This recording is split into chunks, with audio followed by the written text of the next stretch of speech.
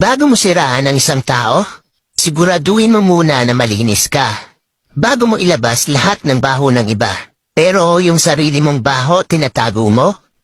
Bago ka magpasikat, dapat sa tama at malinis na paraan. Huwag yung maninira ka ng kapwa mo para lang mapansin ka. Ano, pasikat lang? Yan ang mga taong feeling perfect. Ang tingin nila sa sarili nila, napakalinis. Lahat ng tao may bad side. Kaya manalamin ka muna bago ka manghusga.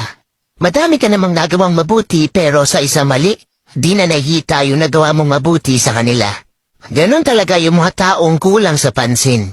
Kahit mali sa mata nyo at labag sa paniniwala nyo, wala pa rin kayong karapatan manghusga ng kahit sino. Hindi nyo alam kung ano ang pinagdaraanan sa buhay ng bawat tao. Lahat tayo ay nagkakamali. Bas hindi kaaya-ayang tignan ang mga taong nagmamalinis.